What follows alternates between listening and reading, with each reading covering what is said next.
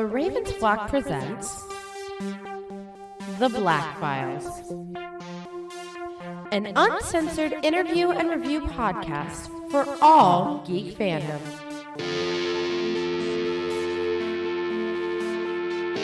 Welcome everybody, friends and pals, guys and gals, boys and girls around the world. Pop a squat, pop open a cold one with all your friends. You're starting your week off just the same way as we are. It's Monday, you're probably going to work, you're probably feeling down. You need a quick pick-me-up of nerdgasms and passionate discussions about geekhood. And we, the Ravens Flock, are going to present it to you on this brand new episode of The Black Files. All right. Hooray!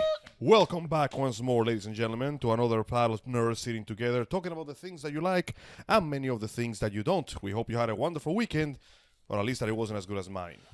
Your weekend hopefully is going to be turned around with a nice little end cap here with Monday, with us in your ears. Welcome to the uncensored interview and review podcast of the Ravens Flock. This is the Black Files. I'm your host, Juan, one of the heads of Ravens Flock, and I'm surrounded by nerds. I'm surrounded by freaking nerds all over here. To my left, I've got Angel Mendez. Hello. To my right, I've got KStorm talking to us. Hello. And to my far right, my farthest right is Jose Casabona. Hello, everyone. Also, to add to Angel's earlier statement, which is bullshit because you went to the fair during the weekend. Yes, I know. So then don't say your weekend sucked. No, I'm saying that mine was better than theirs. Oh. Ow. Were they sitting on a nice, comfy restaurant with their family eating turkey legs the size of my own leg? No. A restaurant at a fair. I might as well be a you know, restaurant. Okay. Terminology, right, yeah. That being said, though, it was 1% less good because I still couldn't find those damn fried Oreos, no matter how much I looked or how far I went. They didn't have them this year. I'm sorry, man. Damn. It's okay. The funnel cake with cherries was a good substitute. Yay. I'd prefer mine with strawberries and strawberry cream there. That's okay. Ooh, I prefer mine with... They had funnel fries with strawberries. Jesus. I prefer mine with whatever freaking topping you could put on it. I wonder S'mores if and you could get chocolate? banana on funnel cake. I'm going to say... Not on this time, but they did have s'mores. For those listening, I will say this right now on record. My biggest weakness, apart from pizza, apart from tortellini, apart from macaroni and cheese, it is fair food, carnival food. It's the Nice. perfect, I'm going to throw away my money and my health. Yes. It's the Yep. king of bad decisions for food. Yes. And Florida State Fair is one of the best places for that. I'm choosing this time now to bare my soul, Juan. I'm sorry. No, that's fine. However, I would appreciate it if we could monetize that somehow. Hey, to anyone who's organizers for the Florida State Fair, please consider advertising on the Ravens Flock. Go to ravensflock.com/ads, and you'll see that our prices are very modest. For the love of God, we need the money. All right. Well, let's get on to it. Juancho, we have a lot to cover, so go ahead and take the lead. All right. Yeah, we've got a couple of different nerd news articles that we need to discuss. And of course, before I get started, I'm going to give our usual disclosure.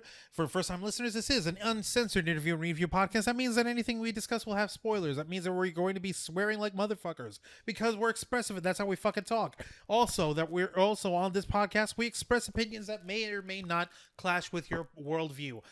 Everyone is allowed to have an opinion, just like everyone's allowed to have a nose, which is why Voldemort's opinions don't matter worth a shit because he don't got a nose. And so, if this is something that threatens your worldview, and if you don't necessarily like hearing something that might be the opposite or different from what you believe in, then by all means, tune the fuck out now. I could not care less.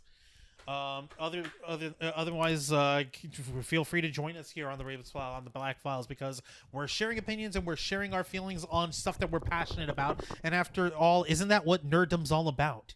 Being passionate about stuff that you like. Are you sure about that? I thought it was going to online forums and complaining endlessly about crap you can't change. Well, it's funny you should mention that because we did complain about crap that we couldn't change once, and we actually managed to change it. It's called Sonic the Hedgehog, the movie. I know. Woohoo! Who would have thought that the creation in media connected to the most autistic fandom on the internet, right next to My Little Pony, would somehow achieve something good? Speaking of which, I hope to see you guys on the 14th of February, or 13th, I don't know. When No, it's the 14th. I hope to see you guys on the 14th of February, because love is temporary, but speed is forever. For real quick, if you were complaining online about how Sonic looked, then you have no reason and no right to skip out on the movie, because for once Paramount Pictures listened and they actually changed Sonic and he looks right. And what's his name? The voice actor, Pat Schwartz or whatever the fuck his name is. I don't remember off the top. Him and Jim Carrey have both said, "Yeah, we're okay with doing another Sonic movie if this goes well." Also, so don't please, forget. give us more Jim Carrey as 90s Jim Carrey, Dr. Robotnik. Please. This will be stupid and funny. Please do not forget that the CG studio that did the remodel for Sonic went under. A studio died, so this movie was possible. Can I say something, guys? Shoot. Before they changed Sonic, I actually like the first trailer because it's so funny in its stupidity. Like, number one, the Gangster's Paradise song was so out I of wish they hadn't place. removed that, honestly. And number two, we got to see a little more Jim Carrey in that trailer than in the new trailers. That won't be a problem. Also, hilariously, something funny is going on. What? Stepping aside from that, Mr. Carey was known for doing quite a bit of political activism in his own Twitter and social media. Which he's well within his rights to, because, He well, is. at his age, he has nothing to lose, really. Indeed. Funny little thing is, as the movie came out and after the backlash of the complaints and the remodel of the movie, he actually went on record saying that he was going to stop doing that because he realized that he wasn't doing right for his fans. He said, and I quote, that he wants to focus entirely on the movie and on bringing entertainment instead of trying to bring his own politics into the entertainment. Oh, hey, that one thing that you hate above all else, Angel, he I actually know. listened. It's kind of weird to have Mr. Jim Carrey listen to me, but you know what? Whatever comes, I really do hope this movie does well. Because I really want this movie to go well. Because you know what I really want, Joel? You know what I really want in the depth of my heart? You want to go fast. I want to go fast to that theater, sit down with all of you, and watch your reaction when the first thing we see is the now loading screen from 2006. That would be so stupid, and I would That hate would it be forever. like I would just If that happened, I will throw my popcorn at the screen. I would grab my head between my necks and just twist in a 90-degree angle. God. Would not throw popcorn at the screen. Would throw it at Angel. I would laugh. I to will the throw my pain. friend Angel at the screen. I would laugh all the way until I Not impact what a I meant, wall. but it'll do. It's not really a wall. It's like the theater screen is like more of a Canvas? Well, it's canvas. So No, you, do it. if we throw you with enough force, you'll pierce right through it. But I will. You know what they say? Art is pain. Exactly. Life is suffering. I will laugh on the way there. I will become a javelol. a javelol. What? Like a javelin. You'll become a javelin. Why do you explain the joke? It's not funny No, anymore. okay. I thought you were misspeaking. God damn it, man. Sorry, I Did you fucked up. forget the immortal words of the Joker? If you explain have the to joke, explain it's not the funny joke. anymore. There is no joke. Christ. Well, that aside. Yay, Sonic. Yay, Yay, Sonic. Sonic. All right. While we are brimming with joy with the upcoming release of Sonic the Hedgehog, if only for the catharsis of, oh my God, corporate Hollywood listen to us, For once. we do have to tragically discuss something that's a little bit less heartening. The internet phenoms known as Team 4-Star have announced recently that they are no longer going to produce episodes of Dragon Ball Z Abridged. I've heard The this. end of an era has arrived.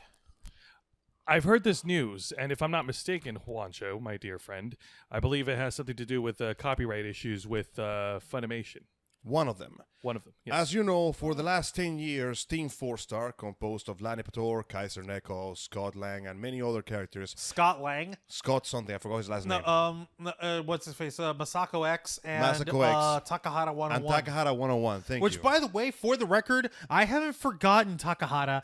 No In one has. 2012 at Chaoticon, you were a guest along with Team 4-Star, and I challenged you for your internet championship, and your ass never showed. What the fuck, man? Well, he's famous now, and we're Yeah, not. he's famous now. He So I doesn't- guess we know who actually won that challenge a long time ago. Oh, fuck him. I can't believe this. You owe me a match, old man. Damn. But yeah, 10 years ago, actually a little earlier, if I recall, they started their work on Naruto the Abridged series. I never forgot the bridge builder, you shitheads. Point in cases, 10 years ago, they granted us Adventures to a wonderful series where they introduced a model of abridging that many other abridged series have taken into effect, which is to say, essentially, tell the same story, but take the characters' personalities and exaggerate that shit to the absolute maximum limit. Also, And the result was memes and laughter. My favorite will always be Vegeta, hands down. Well, yeah, he is the hype. He is the hype. hype. I swear to God, these fucking monkeys. They managed to rope in the original abridgment guy, Little Karibo, to voice Frieza for them. He did a fantastic job. Freezer? I am Lord Frieza, yes. Sweet! I'm gonna take you into schnoz. That's actually a new one. You know, between you and the Namekian, I think I'm starting to lose my taste for genocide. But that being said, though, as you know, we had the first season, which was fantastic. We had the second season, which was extraordinary. And then we had the Cell Saga that was both hilarious and incredibly fucking disturbing. Like, they went all out in making Cell as creepy as possible. And they somehow managed to make him even worse because they put this weird, creepy incest subtext on him. You want to see me drink this guy? What the fuck? Oh, no. But I digress. Long story short, 10 years of wonderful laughter. There's no need for flattery. You're already inside me. Hello, brother. What? And hello, beautiful sister. Hell nah. Oh, hell no.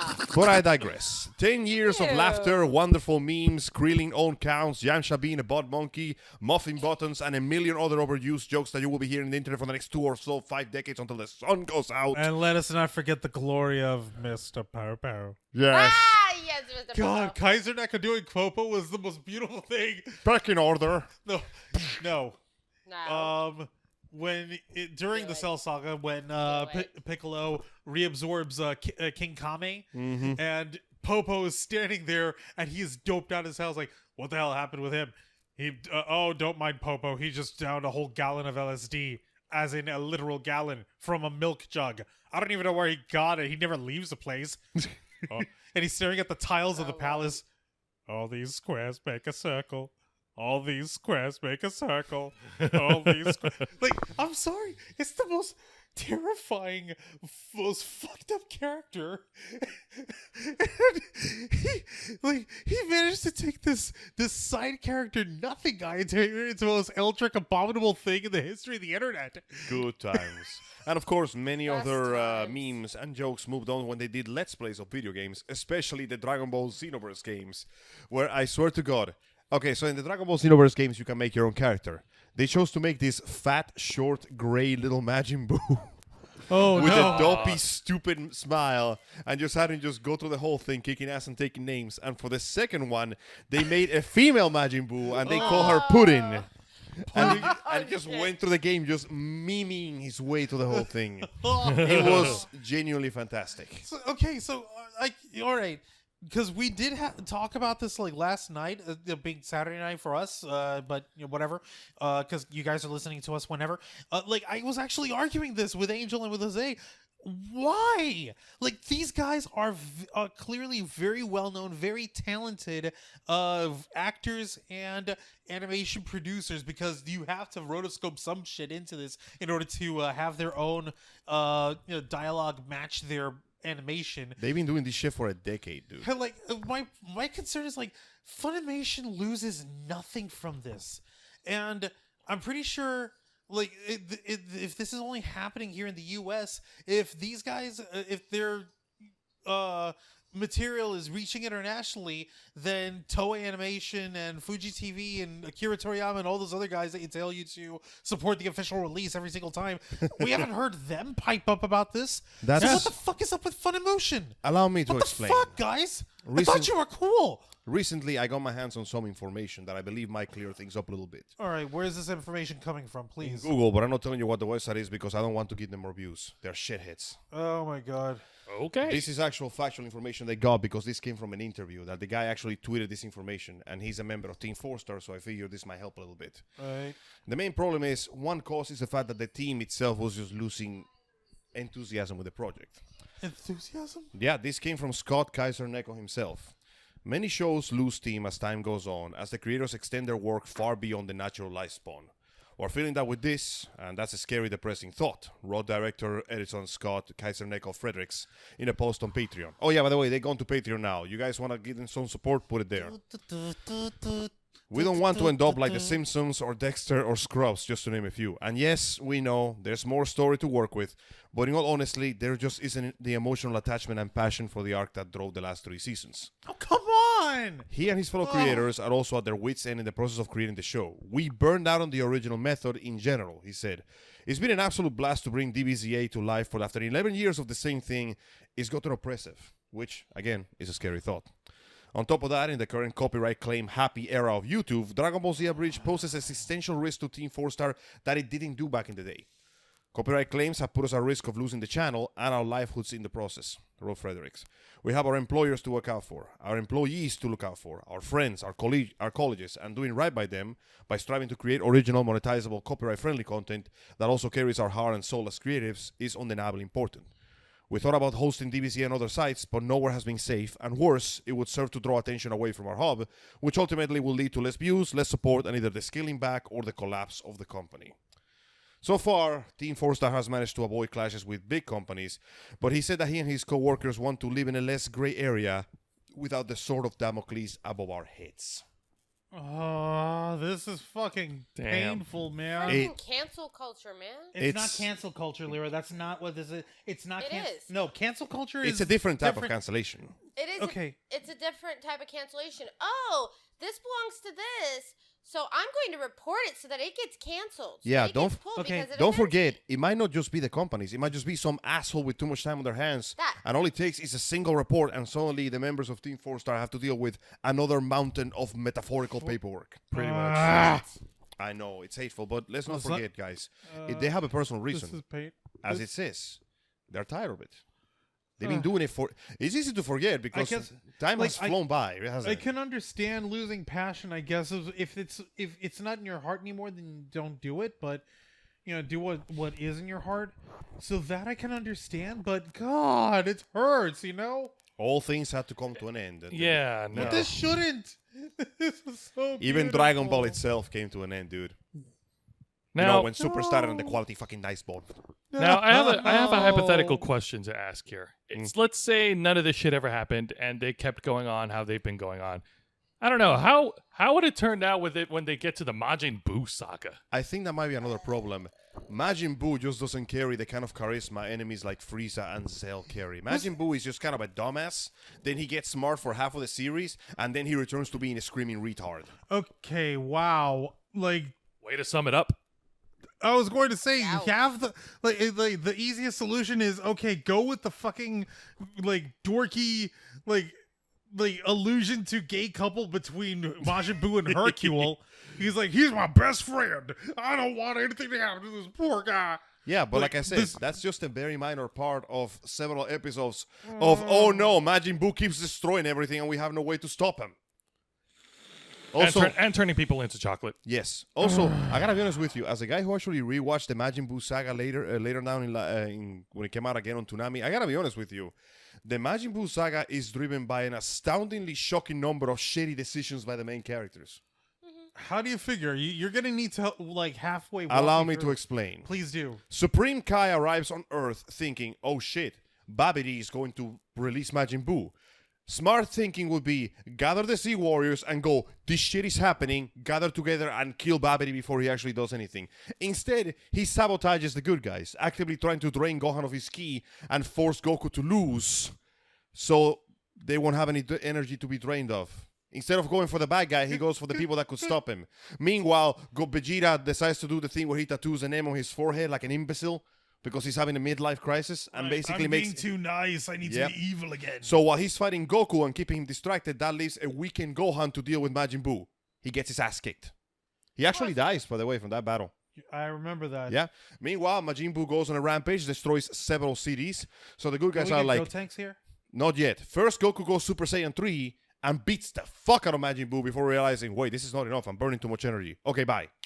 Okay, let's get Gotenks here. But Gotenks is the combination of two children, which means he's twice as arrogant, twice as immature, and twice as stupid. Several times during the actual fight, Gotenks could have gone Super Saiyan 3 immediately and ended the fight. He didn't because he wanted to show off. Oh my god. Remember the fight in the time chamber where Piccolo is tearing his metaphorical hair out going, just kill the fucking thing! Dang. Okay, fuck it, he's not doing it. Destroy the entrance. And then Goten goes, dude, I could have killed him anytime. I just wanted to show off. And Piccolo is like, you fucking retard. Oh my god, dude, stop. I think I And get then Goku and Vegeta fuse together and become Gogeta, and they stomp Majin Buu into the ground, and then they get eaten so they can free everybody else. Also, fun little fact that people don't forget. Remember when Vegeta was about to release Fat Buu, and Majin Buu is like, don't do it! If you do that, I will cease to exist! And Vegeta goes, yoink. God damn it. That actually did kill him. After that, all that's left is Little Buu, who is a completely different character. So, Super Buu actually died for real and never came back. Oh my god. And then Super Buu goes on Little Buu goes on a fucking rampage, and Gogeta and Vegeta see him again, and instead of fusing together and just killing his ass, they play rock, paper, scissors to see who fights him first. Which allows him to get into a position where Goku has to use the Spirit Bomb, and Vegeta has to get his ass beat for like a whole episode so Goku can hit. Like, this entire arc is literally nothing but people making bad decisions. I think I get what you're saying. It's kind of difficult to make an abridged version of that saga when that saga is basically like writing itself the jokes and everything. Yeah. That had nothing to do with it, Joe. You're totally missing the point. Okay, No. well, please enlighten me. It's too much. And it's a massive failure on the parts of the good guys that causes this shit to happen with Majin Buu. So how the fuck can you make that funny or make that light in any way without totally reworking the premise of that arc? There's also the fact that, as I said before, unlike Frieza, who You has need the to pay attention, sophistication of evil, Cell, who has the perversion of evil, Majin Buu is just the innocence of evil. It's kind of hard to make good jokes about a character who has the charisma of a 5-year-old. Good point. Even when he turns into Super Buu and he gets... 5-year-old fat kid like I used to be. Yeah. Except I was skinny. I was a fat kid in a skinny kid's body. Even when he turns into Super Buu, he's still kind of a fucking idiot. Only when he devours Piccolo and obtains his intelligence, he begins speaking more eloquently, but that only lasts for like a couple of episodes before Vegeta shows up and pummels the shit out of turns that. him into fucking used bubblegum. Chew up and spit out. All right, So, okay. it's kind of hard to work with That's this a guy. horrible image. And even if they did, as they said, they were losing passion with the project. And guys, if I could ask here, wouldn't it be better that it ended like this on the highlight of the Cell saga, which is ironically enough where Toriyama wanted to end the series? Are you fucking serious? Toriyama originally wanted to end it after Cell. He was done because Gohan becomes the main character and he protects the universe and the Trunks goes back and saves his timeline. Right. It's over. Buu literally feels like, let's just do the same thing, but everybody fucks up. Everybody, like, seriously, think about it. Okay, Majin when you Buu frame it is this the Cell way, saga, this but makes everybody's sense. twice as stupid. We got some good fights out of it, make no mistake. Then I think we can all agree that, you know what, it's best left as it is. It ended Fine, on a fuck. good high. No, make no mistake, I share your pain a little bit, but it's better A to end it little in a bit, high he says. note. You know, better go out with a bang than with a whimper. Unlike Cell, who got fucking evaporated. My friend. Now, mind you, Team 4. the end. Oh, God, wait, no! I wasn't ready. Now, to be fair, Team 4-Star will keep doing their work.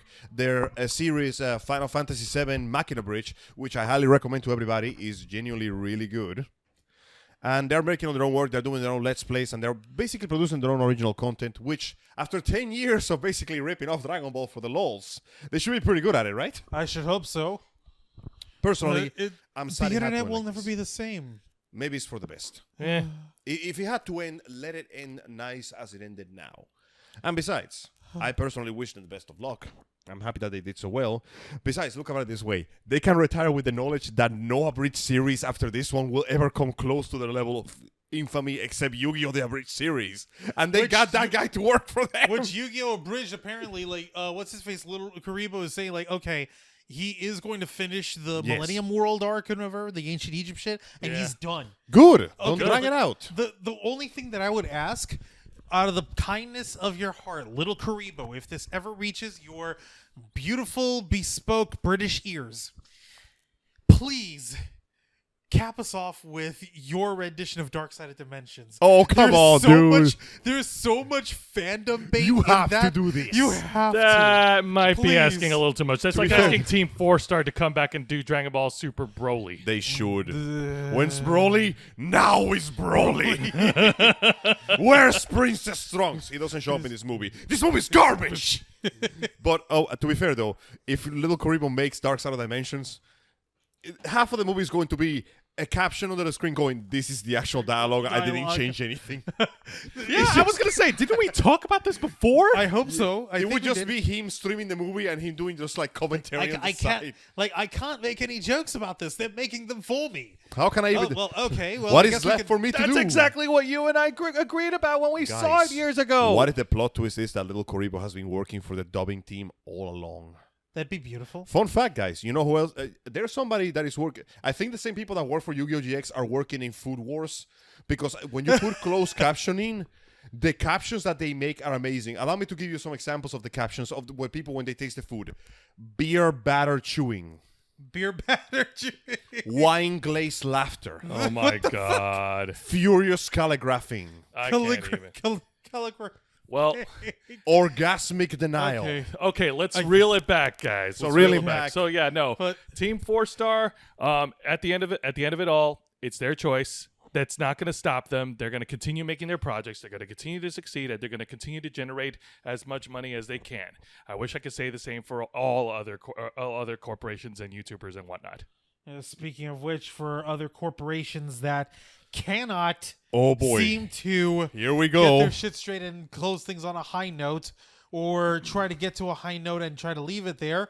Our next story that we're talking about, we're gonna have Jose. See the life flowing into your body. We're gonna let Jose take the lead on this because he's been doing the most research for this. Enough. The spotlight is all yours, my man. All right, so it has been reported on January 30th from Bloomberg that WWE has experienced a dramatic 28% plunge in stock value on Friday. Oof. The drastic fall, 28%, equated to $1 billion being erased from company spreadsheets. That is a lot of ice cream. $1 billion! That's a lot of ice cream bars with my name on them. Nope. They're all gone, AJ. Damn it! They're gone. Yeah, no. That shit goodbye. And the timing was what the fuck, because this came right after an announcement from WWE corporate that Vince McMahon has fired two former co-presidents. Get their names. Pull their names. We need to. I have their names. Parted ways with two top executives, George Barrios and Michelle Wilson.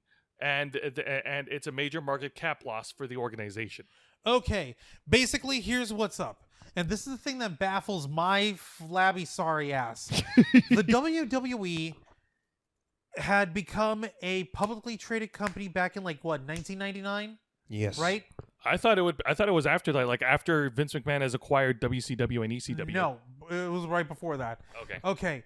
They became a publicly traded company in 1999. It gained investors, and their fucking money went up, and they became a $1 billion company just on its own merits. They lost that amount in last week. Not last week, the week before. Even with inflation, $1 billion is a lot of zeros, guys. Okay, so the thing that bugs me out of all this shit is you have the WWE mired with all sorts of different controversies. There was allegations of steroid abuse and doping, illegal distribution of anabolic steroids among wrestlers. And yes, I'm referring to the 90s trials, even brought over by Vince McMahon himself, the owner of the company.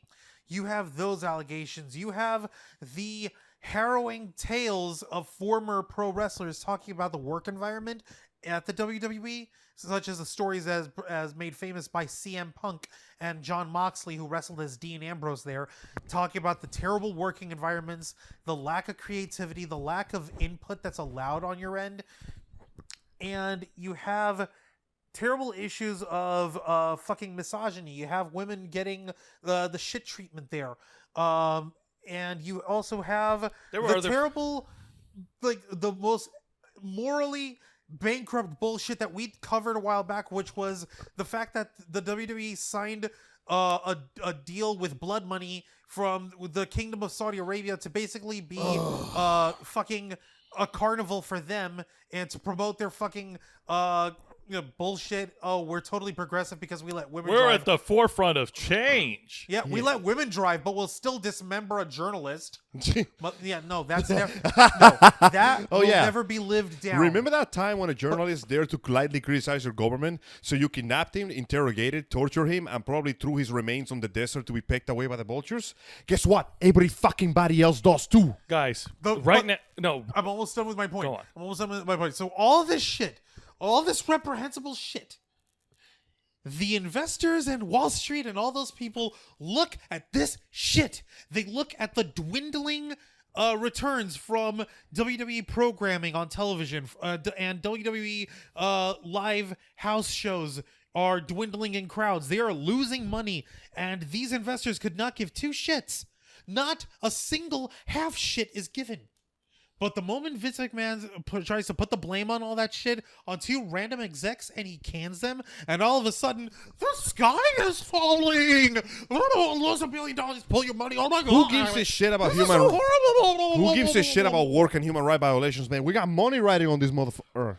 Yeah, no, I'm going to say this right now. The WWE World Wrestling Entertainment right now is in complete shambles. They're in crisis mode for all the reasons that Juan has listed off, plus more, with several of the talent, the WWE superstars, requesting their release from the company because of the conditions that they're working in. Oh no, Vince McMahon sees that as a godsend. He's like, originally his concern was... and Vince McMahon is burning through cash trying to lock down his talent with multi-million-dollar, multi-year contracts so that they don't work anywhere else. And he's trying to lock them in. He's trying to make sure they don't fucking leave. Because if they leave, they'll be, oh, you're breach of contract. Guess what? You're not getting a single dime anymore, and you're going to have to there's probably going to be a clause in there like, oh, any money that we paid you, you're going to have to pay that back. Also, you probably lose all your royalties from merchandise. For merchandise, yep. All of that. We're just going to keep using your likeness. We are turning into the new Bethesda/Blizzard here. Or rather, they always were. Like, originally, you can imagine Vince McMahon would be like, okay, I can't afford to lose any of my people because there's this shiny new, brand new promotion called All Elite Wrestling, AEW. Maybe you've heard us discuss it on Instagram. It's called the Wednesday Night War. And they're getting people multi-year contracts that include health insurance, that includes representation for the talent, that includes freaking like retirement benefits and shit. It includes actually taking your taxes out of your paycheck for you, like bullshit. Proper employees. Yeah. And Vince McMahon had locked all his talent in so that, if they're disgruntled, I don't want them to go over to these guys. But now he's going ahead. It's like, I'm bleeding money. You guys want to be released? Go right the fuck ahead. I could not give two shits. Bye.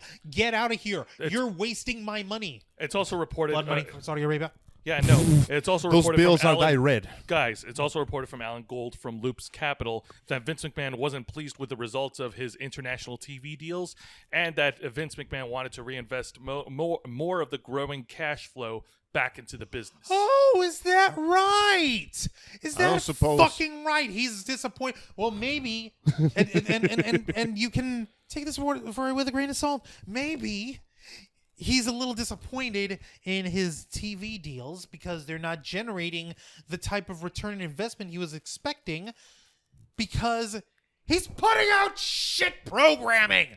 You put into it, you get out of it what you put into it. You put in your heart and soul and you put some effort into it, you get some effort back. You put in bullshit and you try to shovel it into people's faces and tell them that it's good, you're going to get shit back. It's that argument that you have, Angel, when it comes to movies and video games and shit. You want shit to be good. You want shit to have quality. This old crotchety Irish motherfucker is a perfect example of what happens when you give a motherfucker, like, fucking unlimited coffers from Blood Money in Saudi Arabia. He's Irish? He serves you shit. He's Irish? Yeah, he's his No wonder he's such a fucking failure. Oh, you fucking asshole. There's nothing but potatoes and vodka flowing through his veins. You can stop. You can stop. Okay, Now Hey, not being racist considering the enough kind of person this guy is, he deserves literally everything that comes out of my mouth right now. Oh, God, no. We gotta push the racism for SummerSlam. Oh, What? two wrongs don't make a right. But Fuck two you, rights Angel. make a square. God damn it. You know, like Vince's shoulders when he goes down the fucking... The only piece of content God from the damn WWE that's actually good to watch right now, it's NXT, which is currently airing on national television on the USA Network Wednesday nights. And it's actually being aired and produced and helmed by Triple H of all people. You remember when Triple H was the most hated man in that industry for a while? Namely because he married into the kingdom. And yet... And now his actual return's like, oh my God, he's actually doing shit okay. We thought this angry blonde man with a hammer was some sort of usurper. Turns out that he may have been King Arthur all along. But even the hammer was the Excalibur. But guys, even NXT is not doing well in the ratings compared to All Elite Wrestling, which is airing on the same time slot on TNT. What was the rating? Was it last week that we found it for Wednesday Night War? Last week, the AEW garnered in 982,000 viewerships over NXT 770,000. You know what I noticed that seems to be the main problem that you just mentioned a second ago? What is it? The one thing that makes or breaks TV shows and TV events, time slot. Now, if I recall, we spoke about this previously, about the fact that for some reason the WWE... I'm going to go take a leak real quick. You guys keep arguing angrily for me. I'll be right back. Don't forget I'm the gonna pizza. Go find KStorm. You reminded me of this a while ago. You mentioned that, you spoke to me, that the business has been growing big and big until eventually the method of the business began to change, and WWE has been, for lack of a better term, unable to adapt to the changing times. They're still stuck on television, basically. Unable to adapt to the change. Well, hang on a minute. You're going to have to elaborate on that because because their content is also streaming on the internet. Yes, it was the part that you mentioned before that the time where the scandals began to happen and the controversy began to set in. Yes, there was a lot of scandals. They began to lose a lot of fame and influence on the TV media empire they have built up. Now, I understand you're right. They switched to online right now. The problem is, by the time they switch to online, everybody knows and sees their dirty laundry. So that's the reason why it's not happening. And there's also the fact that the TV as a business in general has been failing for a few years because people have hectic lives. We can't stick to cable anymore. It's nearly impossible to watch cable with a steady schedule nowadays. Pretty much. I mean, there's always going to be a surplus of people who are going to tune in and watch WWE. WWE is not going to die. Even after losing $1 billion, it's still a freaking giant big machine corporation that's never going to go away. For now. I mean, I don't know, man. Big machine corporations have destroyed themselves doing stupid shit. And this one seems very likely to do more stupid shit in the future. No, I agree. But no, at the point that I was trying to get is that, NXT, it's right now they're the cutting edge of wrestling content that they have right now. It's competing against All Elite Wrestling, and All Elite Wrestling is still beating them. And not just that, but All Elite Wrestling has also scored a contract extension with Turner Network Broadcasting to extend their contract until 2023 because of the success of their ratings. That should tell you everything you need to know about the success of the WWE right now. So that means, well, see, I'm not gonna say that's a dead nail, but Jesus, man. I didn't know about the part where the other guys managed to score a deal that gives them 3 more years of network, but that means that they will get higher ratings still, which means that they can renew the deal again as many times as it takes. And as long as WWE continues doing the same things they were doing before, they're just gonna fall apart faster. At the end of it all, it all boils down to Mr. Vince McMahon. He's the man who has the final say in every element of the company, down to the creative process, the writing process, who he wants to push as poster boys for the company, and in terms of finances. As Jim Cornette had famously said, they still run the catering menu and schedule by Vince McMahon to this very day. And it's one of the things that I like and hate about this fucking old guy. Since he has it structured in a way where he is the last end-all be-all say on any decision, if the decision is made and he approves it and it winds up working well, then he deserves all the credit for that.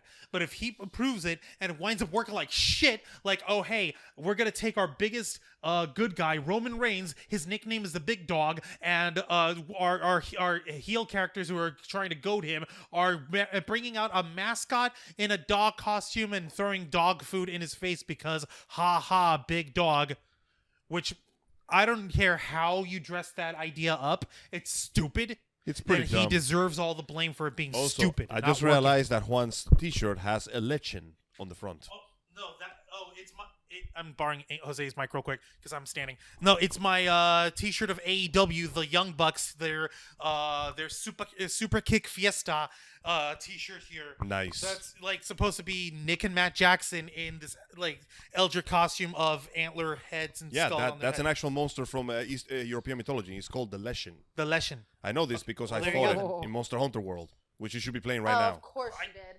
You're not going to No, see it because seriously, it's it's a a Witcher podcast, but crossover. yes, Juan is sporting an AEW shirt of the Young Bucks, where I'm sporting, Kick Fiesta. whereas I have the Inner Circle Right. because Chris Oh, Jericho. I thought that was just the Illuminati or some shit. It looks like that, doesn't it? Oh, Yeah. Lord. For the record, this doesn't mean that we're AEW shills, so you can drop that shit. I grew up Shit, and loved man, I WWE, barely but I know about want it wrestling. to be good. See, the way you guys are describing this to me, it feels like good. WWE is like a whale. It has been swimming through the ocean, devouring krill, perfectly safe and confident in its own size. But it's banged against the shores, and it's wounded itself. And instead of trying to find a way to swim around the shore, it keeps banging against the rocks over and over. And you know what happens when something bleeds in the ocean? Sharks. The sharks show up.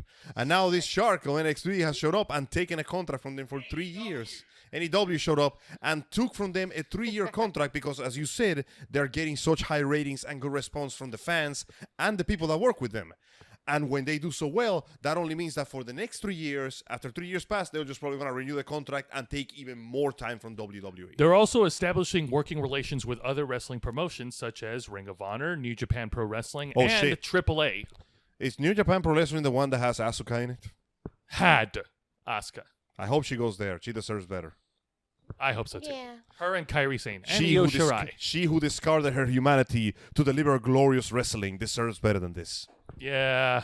Oh my goodness. I mean, come on, man. As we've seen, the history of WWE has given us some amazing wrestlers with charismatic personalities, beautiful fighting styles, and moves that wow the crowd and sell tickets and put asses on seats.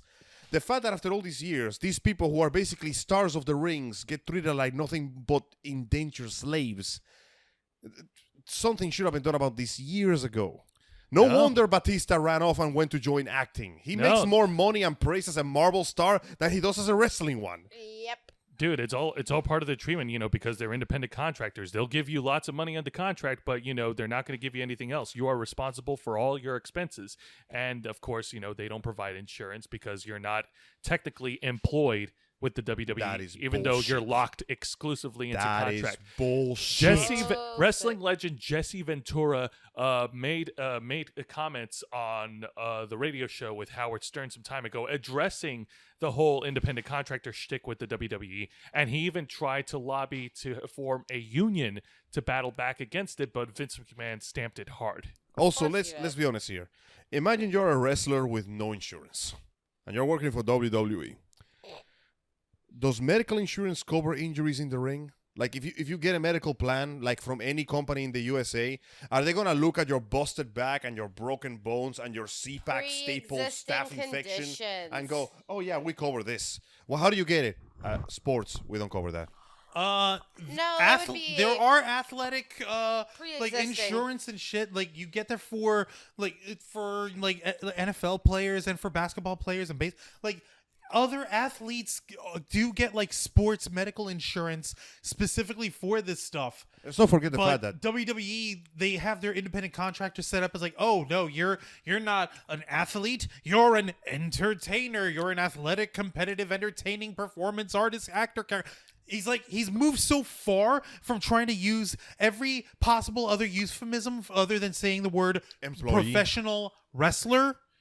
That their job occupation is fucking meaningless, so he might there's as no well- fucking way. He might as well say circus clown for all the They matters. might as well. Well, they had Doink the Clown, and then you had There Chris you go. Jericho, who was Doink the Clown for a minute, and he hit the walls of Doink. Well, let's not forget something else here. Mainly the fact that It hurts. guys, when it comes to sports in general and entertainment in general, wrestling probably has some of, if not one of the highest rates of injury in the world of sports. This is true. One of the few, if I recall, only boxing and MMA get close to anywhere near the amount of injuries you can take when you're doing wrestling. In wrestling, you have to practice specifically so your moves don't kill the person you're doing them on. Yeah. Think about that for a much. second. And even with that practice, you still have your body getting thrown into a dirty, sweaty, bloody mat hour after hour, day after day, non-stop. fighting without rest for hours, dude. Some of these matches can go on for quite some time. And if I recall, boxing is the one that gets higher than that because, ironically enough, gloves mean that people could punch harder, so you're more likely to die. But at the end of the day, you're risking your health and hopefully and possibly your life when you go into that ring. That job should, by default, have some sort of medical insurance. This is common goddamn sense. No, I completely agree, and I seriously hope that, WWE bounces back from this giant $1 billion drop. Right now, they're scheduled to return to Saudi Arabia for another Super Showdown on February, I think it's on February. He's going back to Saudi Arabia so he can re-up on his blood money. Is that it? That's the solution for him. There you go. Vince McMahon has nothing to worry about. He's just going over there. Saudi Arabia doesn't blood money. Saudi Arabia doesn't give a shit that you basically have slaves on chains for the people. No, they don't. Screaming, Like, we who are about to body slam salute you. Slavery? Bitch, please, we got those. It's called the female population of our country. Oof. Pretty much. Motherfucker. No, Let's I'm sorry. let's not get me on that soapbox. Yeah. No, I was going to say, if you want to get on that soapbox, feel free. I don't give a shit. No, thank you. Please, no. Fine, Yeah, fine, let's- Kate. Guys, The no, you point know is- what? I'll get into that because I'll make it shorter and I'll make it more offensive. That. Saudi Arabia is a fucking shithole. It Its very is. existence is a violation against the vast majority of human rights, and the people that don't die in the desert die from their own people. The fact that we have an organization in the United States purposely working with them, knowing the things they do, and caring little about the treatment of their own employees, because that's what they are. They are your fucking employees. Don't try to sugarcoat it, you Irish fuck. Wow. It's a horrible, horrible thing to do to people in general. And it's the kind of thing that makes you wonder, man, wrestling may be fake, but the shit that these people go through is extremely goddamn real. I take offense to the Irish remark only because he doesn't deserve to be counted as one of us. You know what? I take it back. You told me that man was descendant of the Irish? Yes. His ancestors would be fucking ashamed of him. Maybe. As they sit at the table in the afterlife surrounded by mounds of golden, glorious potatoes, they will look upon this man and spit on his corpse. Wow. And yes, I do mean corpse. He may look alive, but that man died inside a long time ago. Like my hopes and dreams. You're probably right. Yeah. Do we want to Also, go to this another margarita topic pizza real is really quick? good. 'Cause Thank you. it seems like you're on a roll. No, that's all I have to say about that. Ultimately, at the end of the day, I don't know wrestling nearly as much as you guys do. But I do know for a fact that if a professional puts his love, his passion, and his talent into making something good for the crowd, they at least deserve the compensation of being treated for their injuries. I'm just saying, man, this industry has been around for a long time. The Greeks were doing this shit long before we were. You want to know the stupid thing is, and I'm gonna try to cap this with this. It's bullshit because you'll hear some like daytime feel good stories about some of these pro wrestlers actually getting help from the WWE because they do provide assistance for addiction recovery. Like they pay for your recovery classes and detox stuff, like if they care enough about you for it. But there are others who like fall through the cracks and shit, like originally Jake the Snake Roberts. I know you've heard of him, right, Angel? Yes. This guy, he has like the most sinister like promos, and he's like a talker, and he's a like master wordsmith. So it's a Disney villain. Pretty much, but like the fucking guy, he was an alcoholic. He was drunk as fuck. It was terrible. I'll show you a video sometime of one of his worst outings in that. But suffice to say, he wasn't looked at by the WWE as someone that they were thinking of helping. Of course not. So it came to the fans to help out, start a GoFundMe for him. And fellow professional wrestler / life coach Diamond Dallas Page, who opened up a recovery program for older wrestlers called DDP Yoga, and it works really well. It's a complete. It's not just yoga for classes, but it's also like life enrichment and coaching and like courses. There's to help more to rehabilitate. life than whipping some dude into the string so far that it causes a tremor on the 0.1 Richter scale. Pretty much. But there's other wrestlers who like swear by it, and Diamond Dallas Page helped get Jake Roberts off of alcohol and helped him get back into healthy shape for himself before he like withers and dies without meaning to. But where was Vince McMahon? Where was the Swimming WWE in that money shit? and No, booze. not swimming, drowning in blood money. Of course. Fucking Saudi Arabia. Also- All right, moving on. Consider the fact that Moving on. Consider the fact, before we go, that wrestlers end up in so much physical pain that they require the kind of treatment you give a soldier that just came back from the war. Oh, you mean that treatment that they don't get? Uh-huh. Think about that for a second. We need PTSD treatment for our entertainers. Something has gone wrong at some point, and no one bothered to fix it. In my defense, I keep re-upping your cup. But you're right, Angel. Still my cup. All right. Moving forward, there's another discussion. This is more current events, and this is something that is boggling my mind. Oh, this is going to be good. And it's, I don't... Like, I'm trying to wrap my head around it. Okay. For those of you who are aware, this past weekend, the anticipated, I wouldn't say highly anticipated because there are people who were naysaying it off the bat, but there were others who were singing its praises. The DC film Birds of Prey and the Fantabulous Emancipation of One Harley Quinn. Jesus, I forgot how long the title was. That's like the subtitle. It's like Doctor Strangelove or How I Learned to Stop Wearing and Love DC Comics Again. Yeah. Now, for those of you who don't know, like that. Like we got Margot Robbie again. Yes, Margot Robbie has returned. Who is admittedly pretty much the most accurate play of Harley Quinn that we had so far. Yeah. Like, say what you will about how dumbass that costume looked in Suicide Squad. I felt that it got her personality pretty down pat for what they were trying to do. What do you think of her costume in this new one? It's more like she's literally... I like it. Like, she's literally taken tinsel and, like, police tape and turned that as, like, her shoulder sleeves for her outfit. Still not as good as the original. Nothing will ever be as good as the original. But for basically the fact that she's throwing in whatever she's got on, I can dig it. In fact, I dare say that so far, Margot Robbie is the best thing that come out of the Suicide Squad movie so far. True. I was going to say Deadshot, but that's not Deadshot. That's just Will Smith. It's just Will Smith. Exactly. See, exactly as she said. Will Smith. Now, if I recall, for the basis of this movie is the fact that Harley Quinn essentially is out. She got out of jail and decided to get away from the Joker and start a new clean life. Ironically enough, I heard rumors that the Joker was the one that broke up with her this time, not the other way around. We haven't seen the movie yet. We haven't seen it, so movie review. We're working on humors here. Please work with our heresy. And like the idea is that she's like, oh, well, you know what? I'm not going to let you dump me. I'm dumping you in magnanimous fashion. What do you mean?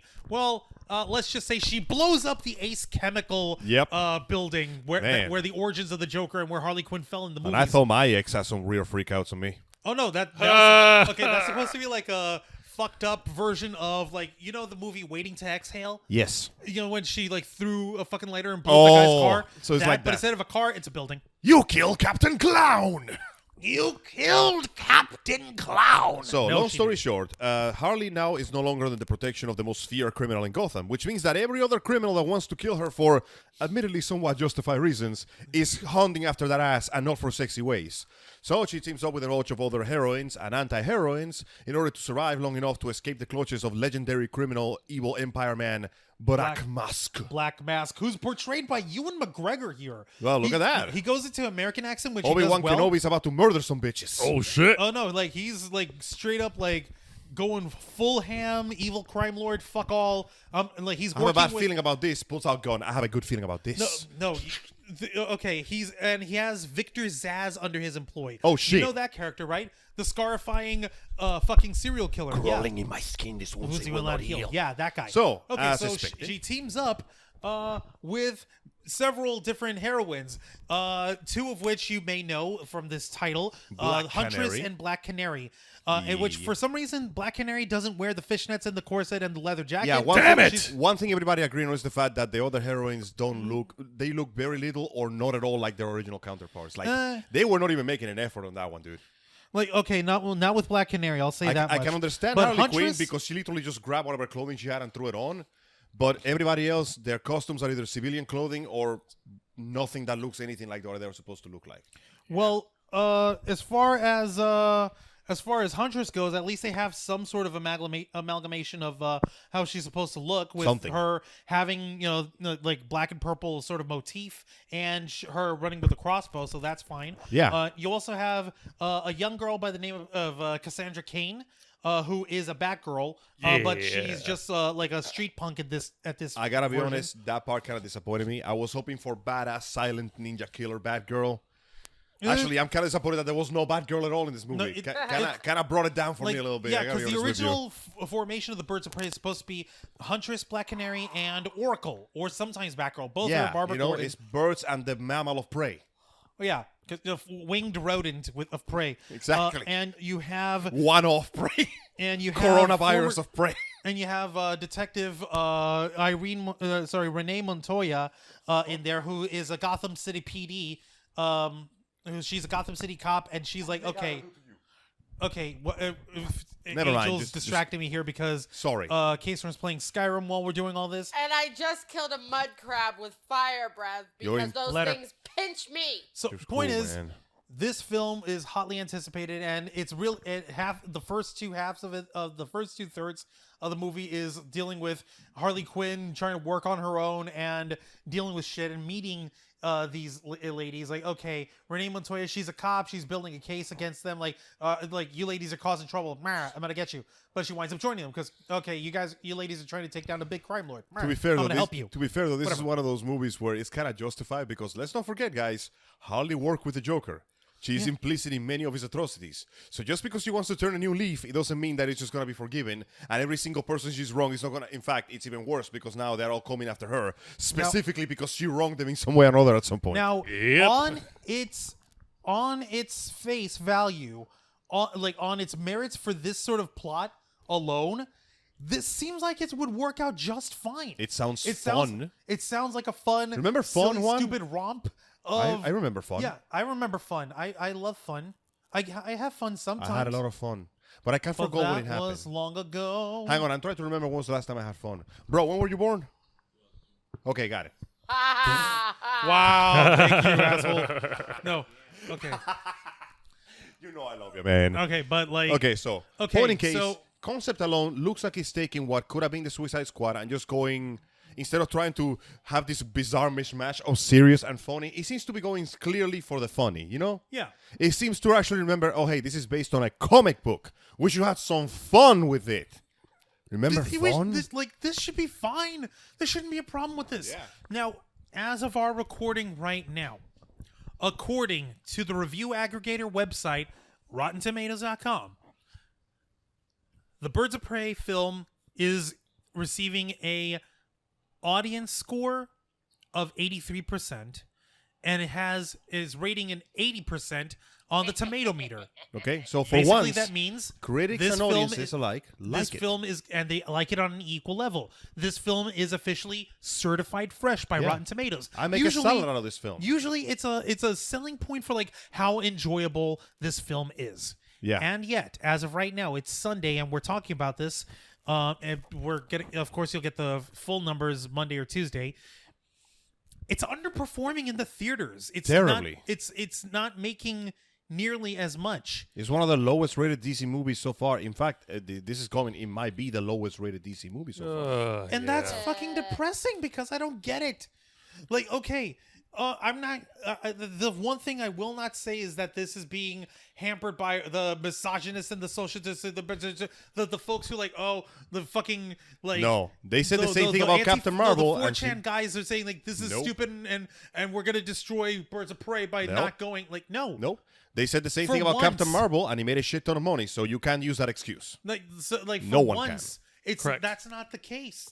Like in this instance, because if that were the case, then we'd be hearing a lot more about that. But also, everybody keeps forgetting this though, but girls go to the theater too, you know? Yeah. Women go to the theater too. Women also like to see superheroes fight bad guys. I mean, shit, help me out here. KStorm, you are allegedly a woman. Allegedly? I can tell you as of last night. Allegedly. I heard that. Reports indicate that you might be a human being of the female genus. Asshole. Am I wrong? I'm non-binary, but your point is made. The point is that there's a vagina between your legs. Am I right or wrong? Yeah. None of your business. Angel, what the hell? Well, you had a kid, so I'm going to go with yes. Point in cases. We'll go with that. Yeah. She laid an egg. I laid an egg. But point in cases, KStorm, do you enjoy going with us to the theater and watching superheroes beat the hell out of supervillains and or each other? Yes. Do you enjoy movies like Deadpool, the Avengers series, Shazam, all that cool shit? Shazam, meh. But but We the haven't rest- seen. She hasn't changed. Her Okay, point in case is you have likes that are very similar to the ones that we do. So I'm gonna go ahead and say on a record that when a movie flops and they start blaming the male gender, they conveniently forget every woman that went to the theater and fucking hated it too. Now, for what I'm seeing here, this movie appears to be a hit with both the audiences and the critics.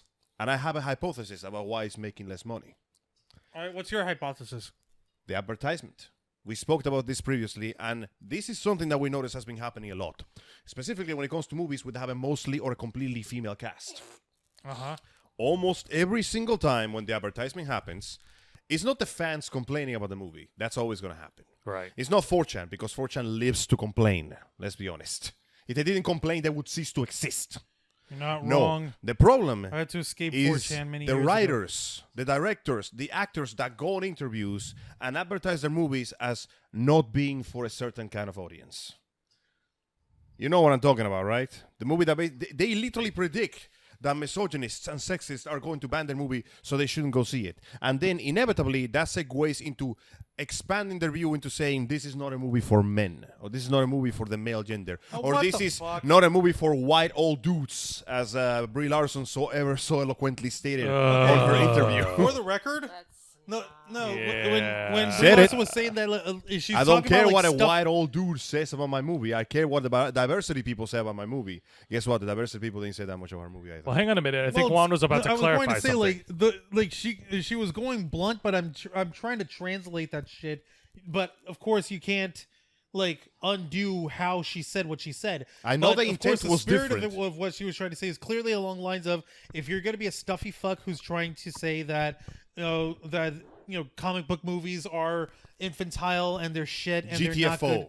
GTFO. And they're not good. I don't care if you do that, and much worse if you say, "Oh, there's no place for women in superhero movies. There's no time for that." Then your ass don't mean shit because you're behind the times. The worst part is not that she said it; it's the fact that she said it, and that and this happens too. Every single time they do this, they act like their movie is the first one who's doing it. You know, like their movie is the one making the big statements, the brave and the bold. And I'm sitting here going, "Hi, my name is Wonder Woman, and I proved you all wrong long before you all some bitches came out." Excuse know me, what? I'm gonna go hit Parkour by Junkie XL. Hey guys, can I make a statement right now? Shoot, I don't give a shit what people say. I'm gonna go watch Birds of Prey. that's good. But here's the yep, problem. yep. Once again, if I recall, during the interview of Birds of Prey, the people in there, I don't know who did the interview, they went on record, basically went out of the way, and they specifically stated that this movie was about fighting the patriarchy. I'm making a statement here we go. about the power of femininity. And I'm sitting here here we go. going, for what I heard about this movie, this has nothing to do with patriarchy. It's about Harley just trying to survive Trying and to get on find her own. herself. Well, I'm pretty sure toxic relationships happen no matter which gender you go to. Like, Am I wrong People on this? read way too much. Like, Or way okay, too little, ironically to this enough. day, Yeah. Angel, because I did ask you to find me that discussion, that interview, so I can see who the hell is talking this I shit. will find it and I will send Find it to it you. for me, because at this point it sounds like nonsensical rambling. It is and I need nonsensical. to know who the hell said this. It was genuinely nonsensical, and I'm like, I get the feeling that in their effort to grab their brownie points, they're doing that thing that makes everybody get angry. Now I want brownies. You know why? Because almost every single too. time, and I mean 90% of the time that we heard interviews like this, where they start talking about gender politics, the movie is usually really shitty. The movie is just either bad or boring or uninteresting or just crappy in general. I'm hoping that's not Allow the me to case give you an here. example. Terminator Dark Fate. It's funny you should say that, because people are talking about, with Birds of Prey underperforming, this is Terminator Dark Fate levels of shit. Yep. And I'm like, I'm pretty sure. Oh, by the way, I saw Terminator Dark Fate. And What did you think of it? Guys, it's fucking terrible. Ouch. I'm not kidding. It's just bad in all fronts. I don't know. Sorry, It man. hurts. It's so bad, it makes the other ones look good. Think about that for a second. Certainly better special Rise effects, of the man. Machines, Even Makes it even better. Rise of the Machines? Genesis was better than Genesis, this. with Matt Smith showing Better up than this. as Skynet. Yes. By the way, Matt Smith shows up as By Skynet. the way, Matt fucks. Smith is Skynet. It's hilarious. But yeah, no, guys, almost every single time. Every single time this happens, that we get a movie that is mostly focused on female characters, instead of focusing on delivering a good movie, they start focusing on the politics.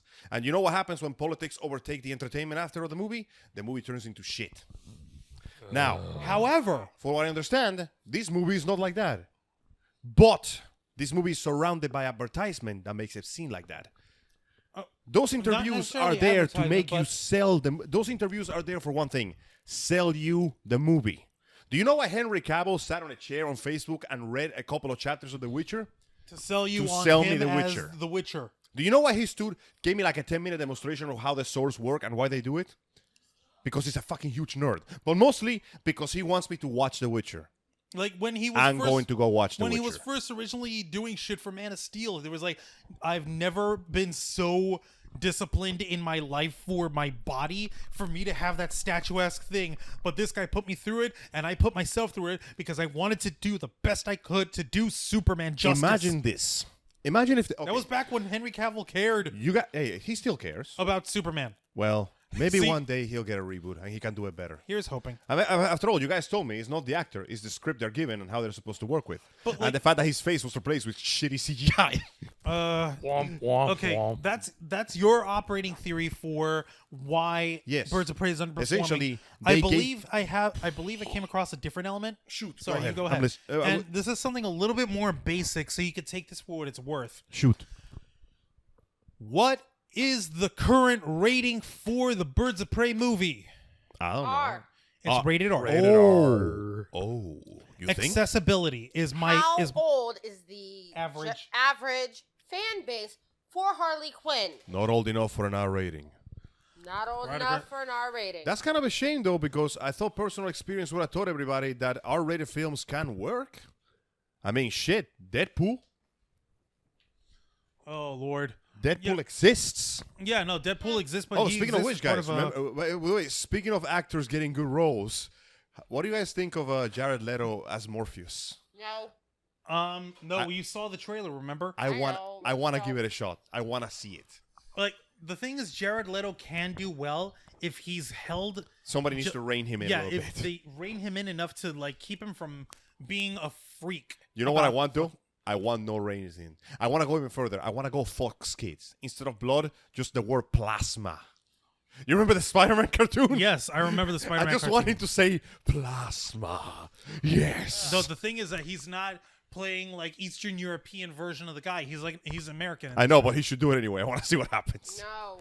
Point in cases. So you think it might be because the R rating may have scared away the younger audiences, or rather kept the parents away with the younger audience? No, more blocked the accessibility. Because that means an adult would have to be with them in order for them to buy a ticket and to enter the theater at all. And most of these kids who want to go see it with their friends, not with their parents. Good point. Like, let me put it this way: we're friends with a cosplayer. They're Kendra and Angel Blanksy. They're twins. You've met them. Yes. At Tampa Anime Day with us. They were pretty cool. And they are cool kids. They had just turned 18 earlier in January. So they just came into the threshold of being able to go watch Birds of Prey on their own. If that film had come out any sooner, They'd be screwed. they would be screwed by the fucking R rating. They wouldn't be sold a ticket to save their lives, which is weird. And the only reason I'm bringing that up is because Angel Blanksy, she's actually getting dressed as Birds of Prey Harley Nice. for a convention soon. Nice. So, and of course, kudos to her. I'm only bringing that up as a point. Like, if this movie had dialed back some of the people are equating the action to a fucked up combination of Deadpool meets John Wick in terms of headshots and blood. Yeah, that's what I loss. expected. But John Wick is an R-rated film, isn't it? And you know exactly what it is. Yes. See, And the you know problem what is you're going for. you're putting But- the word R-rated next to comic books. Yeah, and that's where You're mixing café con leche here, and you got to get a real close balance. You know what I'm gotta saying? exactly. Like, one of the commercials that you see online all the time is the scene of Harley Quinn in an evidence locker at a police station getting Yep. her shit can kicked in, and she gets thrown into a pile of bags of cocaine which pop in her face. She snorts it in, and you see her light up, and you fucking hear Blitzkrieg pop. Pull the in your devil head, trigger. and you see her wailing on people while she's coked up. Apparently, Yep. when you get enough cocaine, the enemy's accuracy when shooting you drops to 0. Apparently, But hey, you know what? As- Action scene rules. I as can the live with that. As the beautifully minded and terribly dead Rick James had once said, Okay. cocaine's a hell of a drug. Hell of a drug. So, on your side, you think the main object may be the fact that it's R-rated, which basically gatekeeps a nice chunk of the fandom. Regrettably. There's also the fact that the fandom that would not be gatekeeping may have been turned off by those very interviews and trailers because on one hand, you are too young to see it. On the other hand, you are too old to see it, but the interviews are telling you that this movie is going to be exactly like every other movie that tried to do this. What was it again you told me? Where there's smoke, there's fire? Those interviews basically let out a smoke grenade. And that's a shame because for what I'm hearing from the few people that seen it at work, the movie is actually pretty good. Like, that's the fucking messed up part. You're supposed to sell me the film. I don't want to see your gender studies degree. I don't give a shit. Just sell me the film. Why should I go see Margot Robbie beating some ass? Stop stomping on my armchair. I'm not stomping. I'm Stop fisting. banging and fisting my Well, armchair. stop fisting the with chair. your What fist. did the chair do to you? I already like Margot Robbie's character. Downstairs. Yeah. Quit it. And the idea of Margot Robbie beating asses while getting high off her tits is incredibly appealing to me. In ways that I don't wish to describe because there's children in the audience. There's no need to describe The that. point- Our audience is not for children. You're right, Joe. Cover your ears.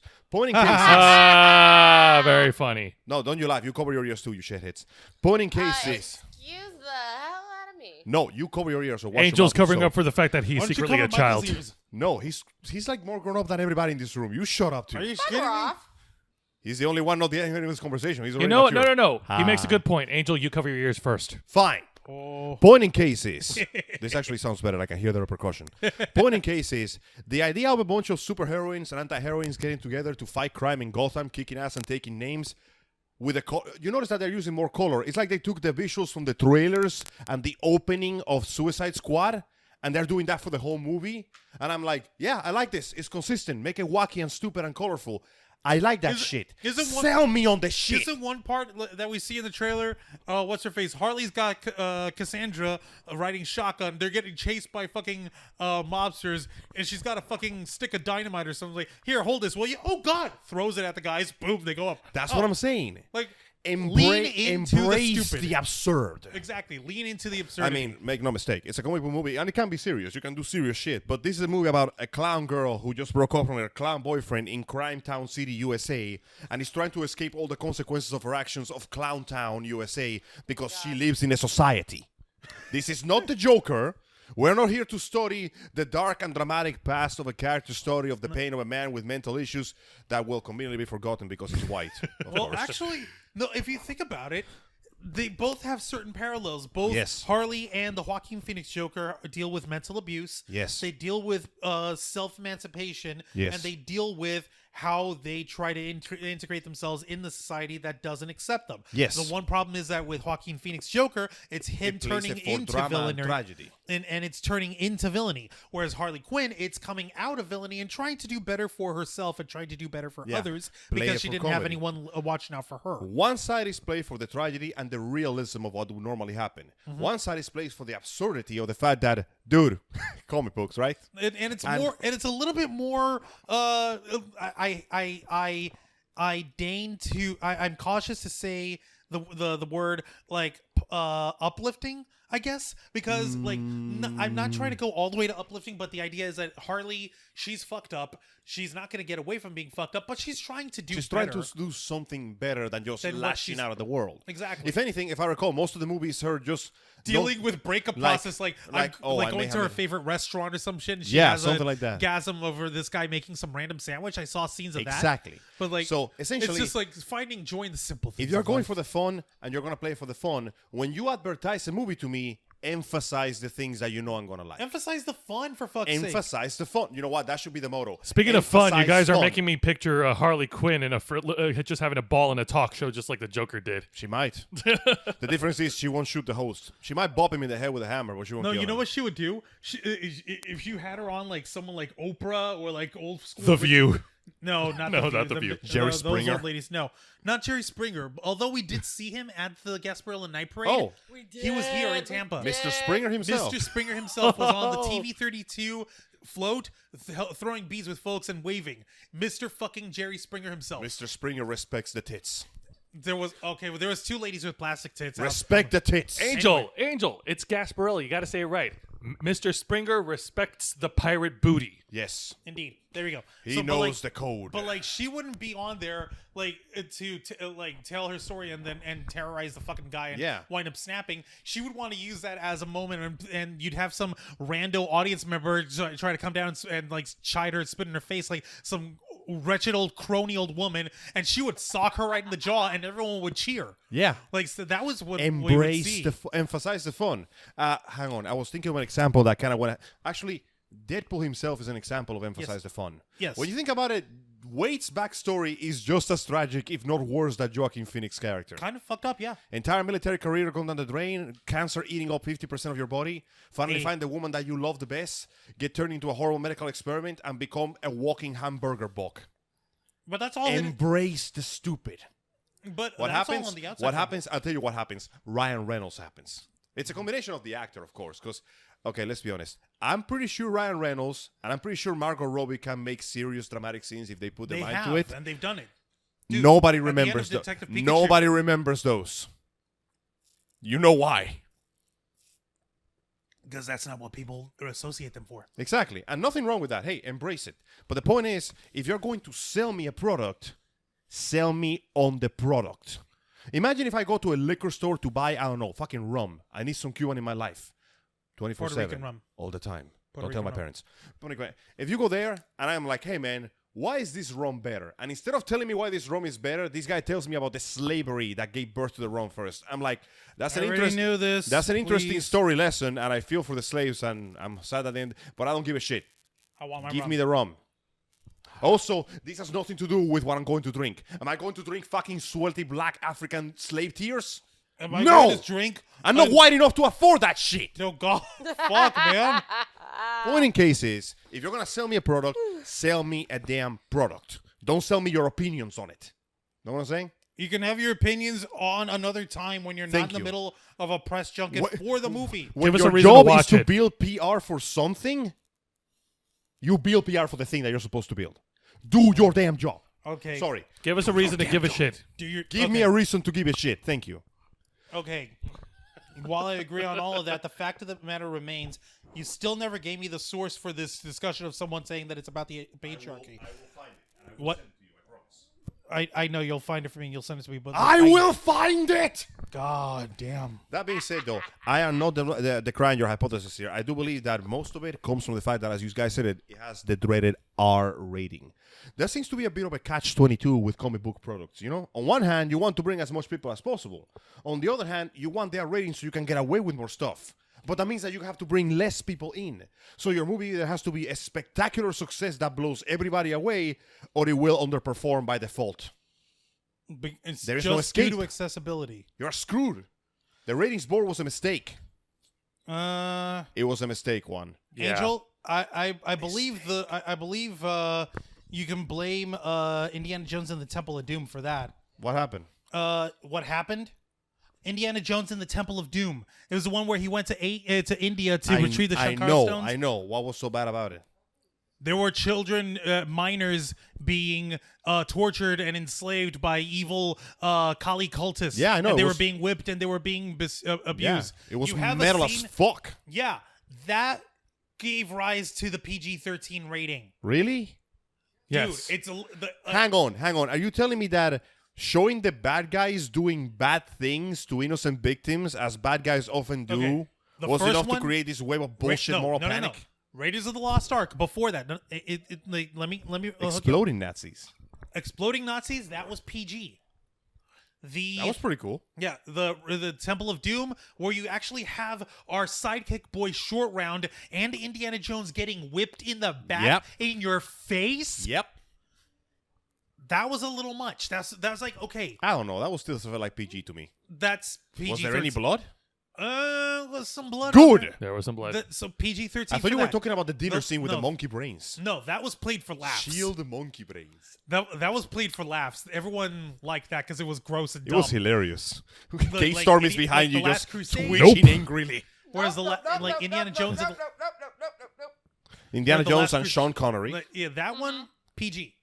Yeah, it seems to me like the PG came mostly about the lack of blood. It's the amount of blood and the type of violence being portrayed. Okay, So What was the rating of the Mummy movie with Brendan Fraser, the first one? PG-13. PG-13. PG-13. Yes. The movie where some poor fucker gets disemboweled and eaten alive by scarabs. And just PG-13. crawling under his skin and going into his brain. Do you know why? Because there was no blood and there was no gore. But you still That had is supernatural horror, and you still had guys with bugs going into their brains. Oh, fun fact. According to the novelization, the Imhotep in the original coffin, the torture wasn't just being stuck there for eternity. Is the fact that he's being eaten and eating. Even worse. Yeah, that's it. He feels hunger. So they eat him. So he eats them. The scarabs, they the flesh-eating reproduce and they scarabs. eat him again.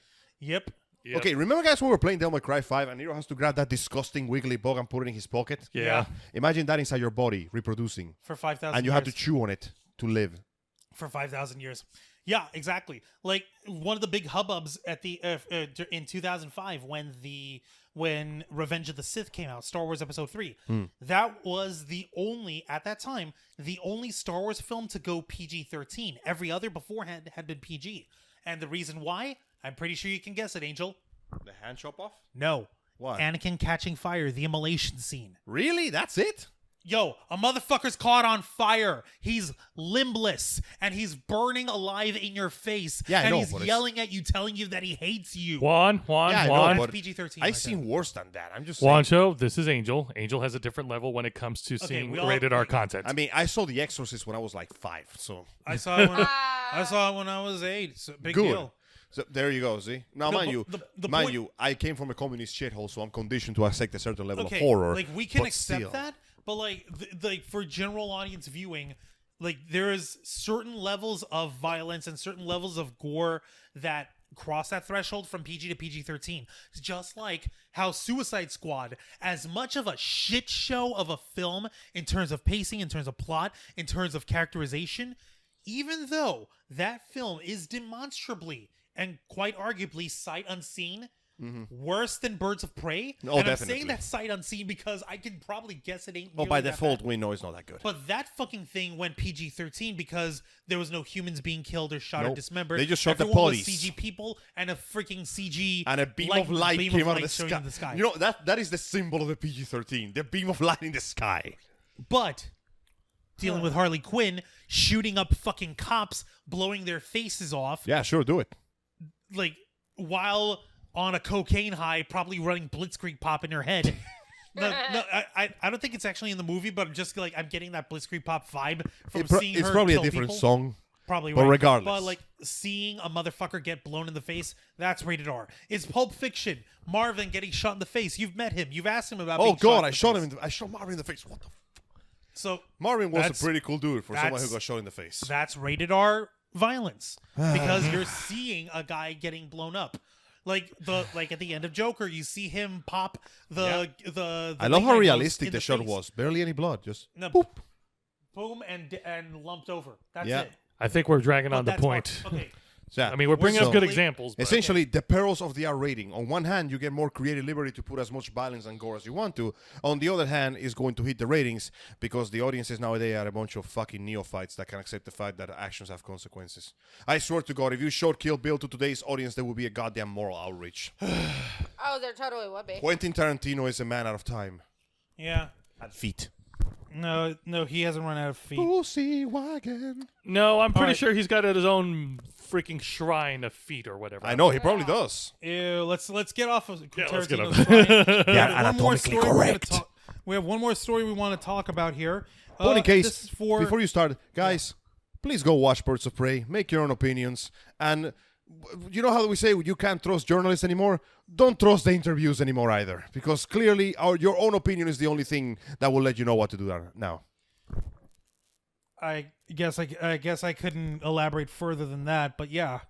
All right. Go ahead. Moving on to our final topic that we want to discuss here, and this is a bit of news that had come to us by way of one of Angel's favorite YouTube channels, Clownfish TV. I love those dudes. And I double-checked the source that they were referring to here.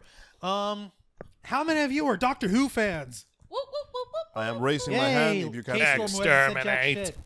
I love it. No, you haven't said jack shit throughout the whole time. You barely spoke, and you were Quickly, saying, say jack shit. Jack shit. Done. like, okay, there we go. Okay, Smart Now- ass. as we know, Doctor Who is an institution in British television and has become a worldwide sci-fi cult phenomenon for the past almost 60 years now, right? Pretty much. The adventures of the immortal being known as the Doctor, his many travels through space, his companions, the bizarre and wonderful sights he sees, and the myriad of stupid-ass bad guys that don't just pull out a gun and shoot him. Seriously, guys, what the fuck? No, okay, that Just shoot him! That just goes to an argument that Angel Shoot and I have. him! No. I know what you said. I saw the clip. It was a pretty good clip. But last Angel, time I checked, just the doc- shooting him is not going to Last be time I enough. checked, the Doctor is not faster than a sniper bullet. But you know what? It's a TV series, guys. Okay. It's about the adventure. Let's enjoy It's about ourselves. the adventure. To be fair, though, if my enemies were the Daleks, I would probably be invincible, too. Angel, I think No, you if my enemies underestimate. were the Daleks and the Daleks fear me, I would probably feel pretty invincible. yeah. But that's not important. What's important is that Doctor Who is great, and it's been doing pretty well so far. And it's been having a rollicking good time. We love it. Yeah. And the latest incarnation, the 13th Doctor, played by Jodie Whittaker. The waifu Doctor. Yeah. Oh God. Yes, the Yes. waifu doctor. She's adorable when she's flustered and trying to be sociable and shit. Like, oh, excuse me, do you mind if I go get your mail for you while you make your bad food for us? Or I don't remember exactly the line. She was invited to one of her companions' house and her dad was cooking, Ha. and apparently her companion what's her name, Yash? Right. think so. She would Yes. say like, "You don't want his cooking. My dad sucks." Oh well, you said that your neighbor is holding your mail for you. Would you like me to go get it? Would you make your crappy food? Oh, Oof. God damn it, Doctor! Learn to talk, people. So for those No. of you idiotic naysayers that believe that changing the gender somehow ruins the character, here we go. It's the Doctor. It's still the It's an Doctor. awkward, idiotic traveler with far too much wisdom and far too much baggage trying to have a good time. And help people and save creation along the way. And have not too much Rule 34 made about her. I wonder if I go look for it right now, how much I'm going to find. Oh God, Angel. In fact, I'm going to go look right now. See how much Yeah, I'm you gonna go find. do damn it, that. Angel. Angel, Now, Juan, continue. The article that we're actually dealing with here is actually rather. Is this the 13th Doctor? Yes. Go ahead, keep going. Okay, get a load of this. Imagine you are the heads of a major broadcasting and entertainment production company, the BBC. Right. Imagine you have loads of resources. You're enshrined as an institution in your home country of Great Britain, and people love and respect the majority of the shit that you put out for entertainment and information. You're an institution. You're loved. People want to work with you. 49 pieces. Oh, God damn it, Angel. Go ahead, keep going. This is interesting. Okay, so Go on. now imagine that your newest incarnation of one of your most beloved intellectual properties, Doctor Who, is not faring quite as well as you would like in terms of the ratings. It's good, but not as. But you're seeing a steady decline. You want to try to shake things up enough for you to get people interested in watching. It hasn't hooked the audience yet. Now- You need something big, something powerful. You need an episode that makes everybody go, wow. Remember that time in that season when that thing happened? Okay, the one thing that, like, off the top of your head, Jose, what's the one Doctor you love the most? The 9th? Okay, you love the 9th. What's your favorite 9th episode, 9th Doctor episode, or favorite moment? Go. Oh, when he had a one-on-one confrontation with the one Dalek that was captured inside their chamber. Oh, in Nice. Area 51. Okay, cool. And where the Doctor lost his cool saying like, yeah, I saw it happen. I made it happen. Okay, Bitch. so fresh off the Time War, still angry, still sort of vengeful. Okay, Hail. KStorm, your favorite Doctor. Which is it? 10. The Favorite 10th Doctor moment. Don't blank. That's Don't pretty good. blink, the video of that. That's Okay, pretty good. Angel, your opinion, since I know you don't watch too much of I don't Doctor see Who. nearly as much as you guys, but I do have my moment. Okay, what's your favorite moment? I don't know. Was it David Tennant or was it the old Doctor? Okay, what? The Peter Diamond Capaldi. Wall. Oh, that's the 12th Doctor. The 12th Peter Doctor. Capaldi. There's a moment where he's trapped in a time loop and he needs to break through a massive wall made of either corundum or diamond.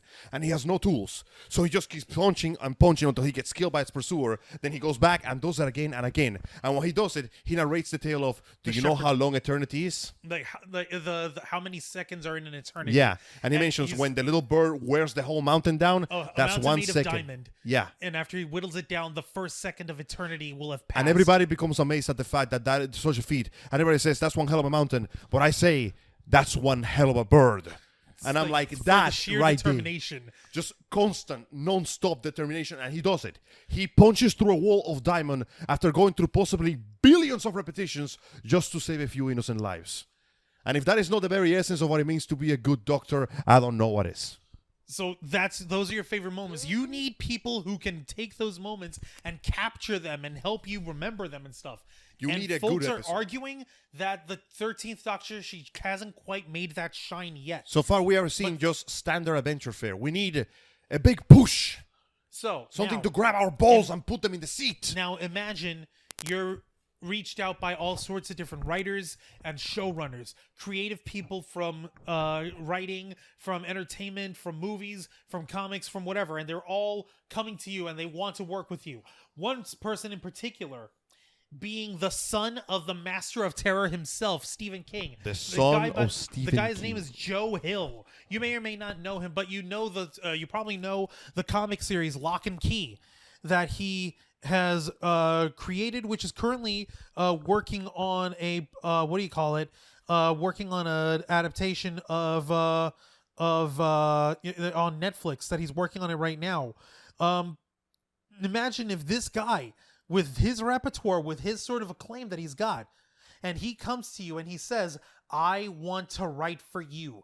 I've locked myself away for months dealing with creative ideas, trying to come up with different stuff, and I consulted with Neil Gaiman himself, the author of Good Omens. Neil goddamn Gaiman. Yes. And I want to work for you. I want to help you make Doctor Who as awesome, as memorable as it always been, because it deserves it. You guys deserve it, and I want to show you what I can do. Now, if you have any frame of mind of doing business, then you'd be receptive and welcoming of any input you can get. And even if you don't, you should be smart enough to at least have a good reason why you don't want to hire a certain person. Now, according to the article put out by metro.co.uk, written by Tilly Pierce this past Friday the 7th, not only did the BBC actually have a sort of meeting after a proposal by Mr. Joe Hill about this, they didn't even give him a simple no for their response. According to Mr. Hill himself, what they said in response, he's over here talking on a podcast, the Horror Show podcast. He explains, and I'm quoting, I had some ideas for Doctor Who, and I really wanted to write for that show, and my screen agent got me a chance to pitch for it. So I spent a month and a half of your life, dude. This was confirmed by Neil Gaiman himself, by the way. Yeah, a month and a half working on 3 pitches, and man, I have never imagined harder in my whole life. Literally putting every opportunity he had to get it right, even pulling in author Neil Gaiman, who was written for the show to help him out. Things went south quickly with the harshest rejection note once he finally put in his application. With trepidation in my heart and my mouth, I sent in my pitches, he told host Brian Keane, and a couple of weeks passed, and the email I got back said, it hurts me to read this shit, guys. We have never let an American write Doctor Who, and if we were going to, we wouldn't start with you. So not only was Holy that shit. a no, that was a fuck you no. Oh my... Ugh. I Guys, want to know who authorized that email in response, because that's not professional. no, that is not professional at all, motherfuck. You couldn't even say, like, you could write it in a diplomatic fashion. I'm sure, you know, if there's one thing that Great Britain is known for, it's for their history of Politeness. diplomacy and politeness. So, by the way, remember, guys, that means that if you're in the United States and you love the show, lose any hopes that you ever had to ever writing for that show, because apparently they don't like you just because you're American. God, I'm sorry. I know you guys, but where I come you from, guys that's still called nationalism, I think. Like, are you guys still pissed off about that one time in Boston? Like, I hate Boston too. If it makes you feel any better, I clapped and cheered when Boston was destroyed by Godzilla in Godzilla King of Monsters. I rejoiced on your behalf, Great Britain. I hate Boston too. Was that what happened? Is that why? Come on, guys. No. To them, what happened over here in what we call the American Revolution. The American Revolution, the War for Independence, is An embarrassment for the crown. no, Not even? not barely a footnote in their history books. Barely a Like, footnote. also we had some colonies over there, but we and don't then care we about got them. way bigger than there. but we decided we totally did not need them.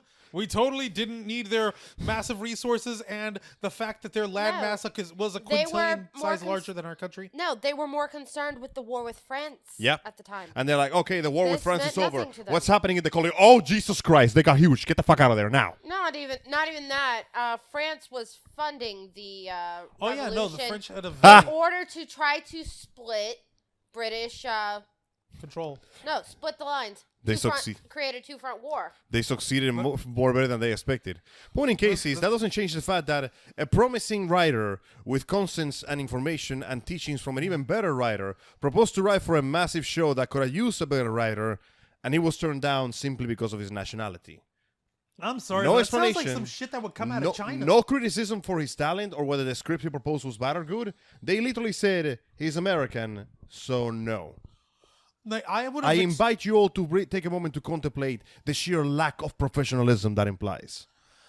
Go fuck yourselves. No, it's like I'm mentioning here. I would expect that kind of like staunch nationalistic response from China, because when we were at Phantasm, we were talking about how they had some other agency write the Chinese response for the apology for Blizzard. Like, this is an absurd travesty and an insult to the glorious nation of the People's Republic of China, and we shall not rest until they are destroyed. And they're trying to like it's fucking ridiculous. You think a show that's been around sounds like something that comes from there? You think a show that's been around for 60 years, give or take, can afford to hire a different writer every now and then? No, at least writers from different perspective. No one, by the way, for the record, nobody in their right mind is ever going to say make the Doctor American. As a matter of fact, I'm reading the comments on Reddit right now. Even the other British people are like, this is fucking stupid. See? You see what I mean? We're not trying to change the culture of Doctor Who. Like, we love and respect Doctor Who. Do you have any idea how many fucking nerds we have here? There was one guy who was a beautiful nerd who had recently passed away, Ken Spivey, who ran Time Lord Fest here in Tampa. That would have been great. No, God rest his soul. He passed away recently, dude. I think I told you about him. And like, fucking hell, it's like we have nothing but love and respect for Doctor Who here in the States. Like, what the fuck? Let us have a chance. We want to share the love with you guys. I understand. We're not trying to take anything from you. And of course, like, if you have like a Bible for how the story goes, like the Doctor cannot do this thing. There are some things that Daleks cannot do. The Cybermen only appear in these sort of manifestations. Okay, that's fine. That in terms of rulebook, I can 100% abide by that.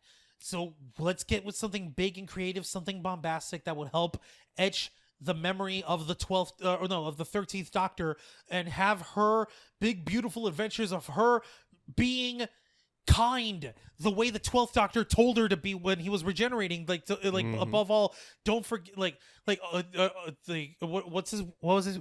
always try to be nice, but never fail to be kind. Yes. Always do what's right no matter what.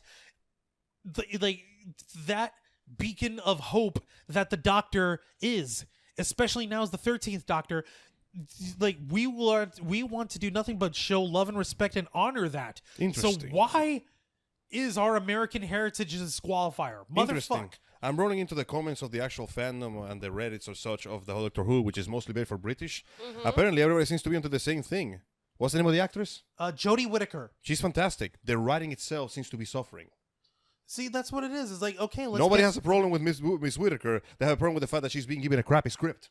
And I'm like, okay, so the writing is not, according to what the fans are telling me here, the writing is not as good as before, but we have a good setting, a good character, and all we need is a better writer.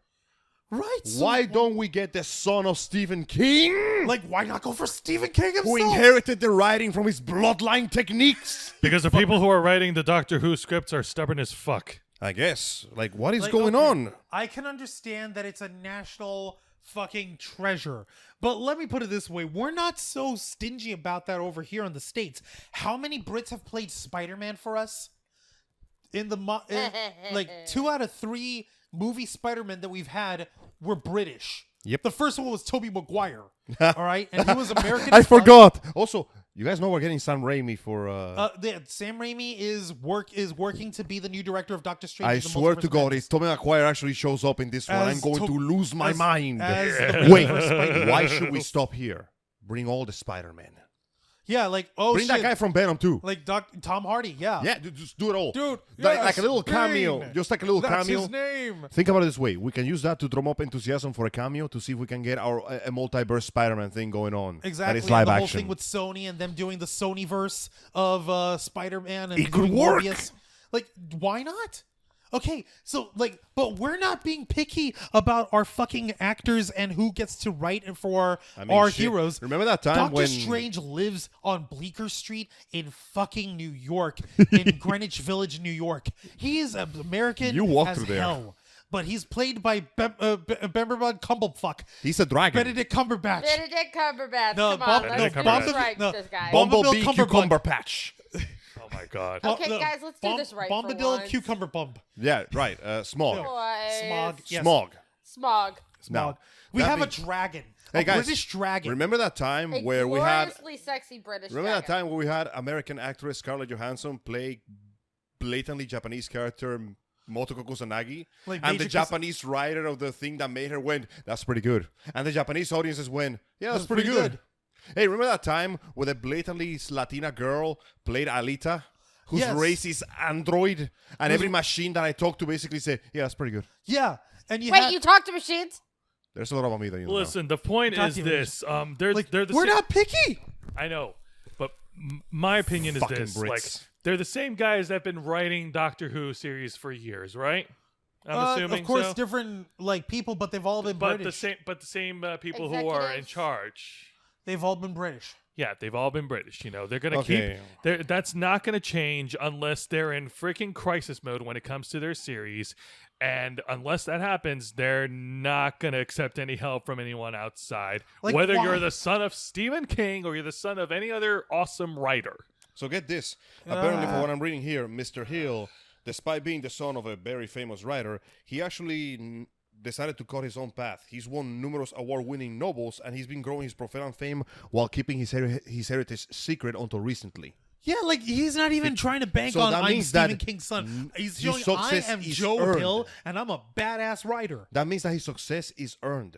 Exactly. Yeah. It's beautiful. But unfortunately, it appears that being a fan of the series for 47 years, Isn't enough for it's them. not enough. I gotta step outside real quick. Yeah, go Oh, ahead. God. But no, what I'm trying to get at is that's not going to change. That doesn't excuse Angel's what gotta they, take a that doesn't piss. excuse their statement that they sent out to the son of Stephen King, His name is Joe Hill. Joe Hill. Thank you. That was unprofessional on so many levels. God damn it. We expect better from these people. They have a right to turn down whoever to turn down service, But be professional but about it. but be professional about it. Like, okay, all right. One of the elements of the straight job that I have is basically saying no to the customers and like in certain situations, but doing so in a diplomatic way for them to understand why and for them to see that it's in their best interest to not have XYZ given to them for free. Like, it's very simple to write, like, even if it's tokeny and it's bullshit, and we tell them, like, okay, we're, like it's obvious that there's a different reason why. Out of a professional standard, you'd say, like, thank you very much for your interest in joining the creative process and collaborating on Doctor Who. We understand that you've been a massive fan, and we are very thankful for your support and your enthusiasm. However, at this time, we cannot accept any additional material. As difficult as this is to understand, we believe that Doctor Who is an institution that is very near and dear to the community of Great Britain, and the creative process is unique to our nationality. And while we appreciate the love and support that you've given this and are willing to contribute, we feel that it would not be properly representative of the ideology and culture that has informed the creation of Doctor Who over the past 60 years. Boom! You pulled that out of your ass and it I sounded more just professional. put the there. BBC down in terms of diplomacy. I let y'all know that it's a national issue, but I said it in a polite and professional fucking manner. Fuck you, Brits. Fuck you. Now, don't be hating on the Brits. The majority Don't of be them on are. my BBC microphone. Brits. Many there. of them BBC are really angry about it too. specifically, yes. To his credit, though, Mr. Hill took it with very grace. He actually laughed about it on the interview, and he's just kept on working with his own thing because, hey, At the end of the day, he's blazing Worth a his try. own, Okay, moving on. He's blazing his own trail, and I do wish him the best of success, but let's be honest, this is a very, very unprofessional way to turn someone down. The fact that they couldn't even give a reason beyond the fact that you're American speaks a lot about what's going on in that office, and I want nothing to do with it. Pretty much. Of course, that only means that the consequences of their actions will follow suit, because if the numbers keep going down, well, I believe that we all see what happens when a business has numbers that keep going down and they refuse to adapt. God damn it. Yeah, they'll lose they'll lose $1 billion. They And lose a they'll try billion to recoup it with doctors. blood monies. Time to lose a billion doctors. God damn it. Well, we don't know what's going to happen with the Doctor in the future. We hope they can get themselves a good writer. We really do. Because I'm not going to say that I hate them. She See, looks great. this is the She's problem, awesome. because now that also taints your image of the show. Because now you know that the people behind the show can be a bunch of fucking pricks. So look at it this their way. lack of professionalism is now exposed. Yeah, I don't hate them, but I think much less of them for it. Much, much less. God Disappointed. damn it. Disappointed! Exactly. Lyra, please tell me you have some thoughts. Lyra, KStorm, are you please. disappointed? I'm pissed. And and actually, to be completely professional, they wouldn't have mentioned it's a national issue at all. Thank you for your interest in becoming part of the Doctor Who writing team. However, we have just hired on a full staff. We do not have room to accept any more information or any more applicants at this time. We will keep you in mind should an opening open up. There you go. And that particular phrasing is, don't call us, we'll call you, but don't expect us to ever call. God. You pulled that out of your ass and it sounded better than what they said. Think about that. You pulled that without using the national thing as the excuse, and that sounds even better. Yeah. See what I fucking mean? It's not that hard, Great Britain. You got a jillion fucking writers. You can't write some fucking dignity into your rejection notes? Nope. Fuck. Nope. And there's not a single bit of damage control PR statements they can make that can save them from that.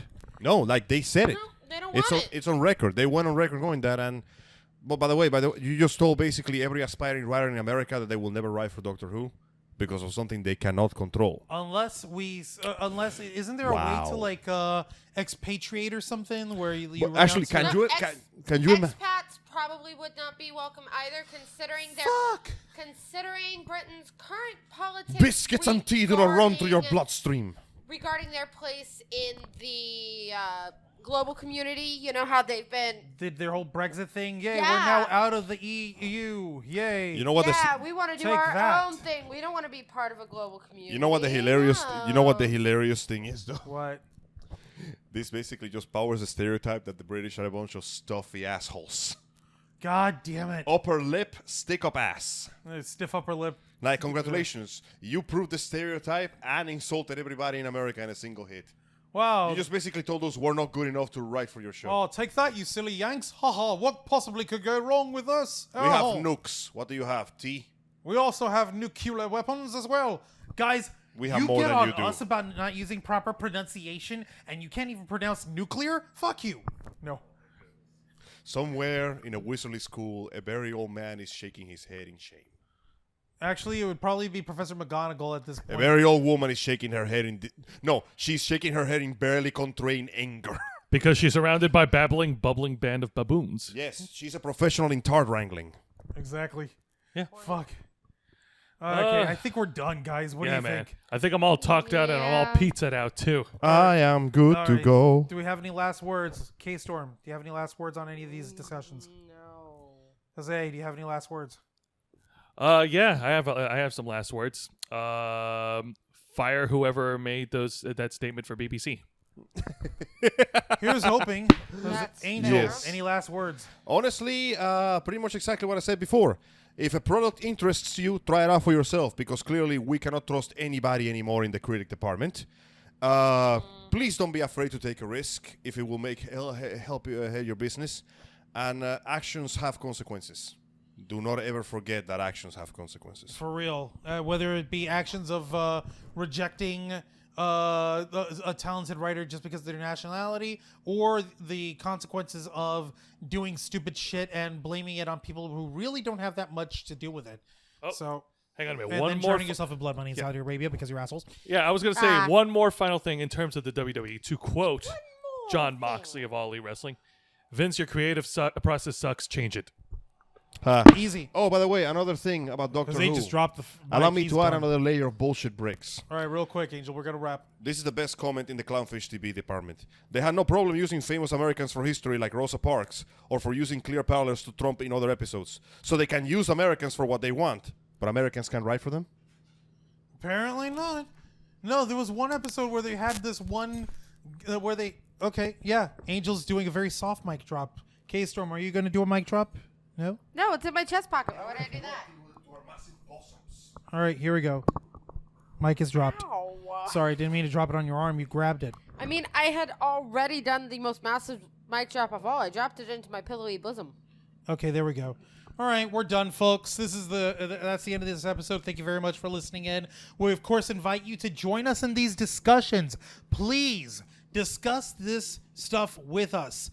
Join us on this in our comment sections on our social media, and please tell us what you think about these different issues.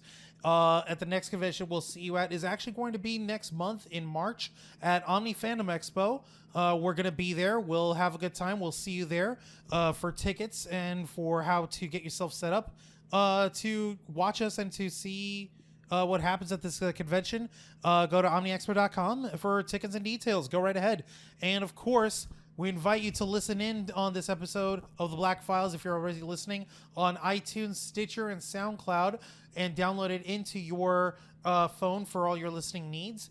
And until next time, we invite you to continue to follow us on Facebook.com/TheRavensFlock, Twitter.com/RavensFlock13, Instagram.com/TheRavensFlockOnline, home of the Wednesday Night War. And of course, please hit like, hit subscribe, hit the notification bell, comment, leave good comments, leave bad comments, leave comments that express your opinions. Unless, of course, if it's a comment where you're being a blatant fuckwad, in which case, have fun. By all means, leave them there anyway. They're fun. I've dealt with fuckwads. I laugh, brother. All right, fine. I'll leave the next fuckwad up just for you, Angel. Yay. And please leave us your comments on our main channel, youtube.com/TheRavensFlock, home of the Black Files, Los Amigos Play, and the Ravens Flock. Thank you very much for listening in to this uncensored interview and review podcast. This has been the Black Files, and we are out. It's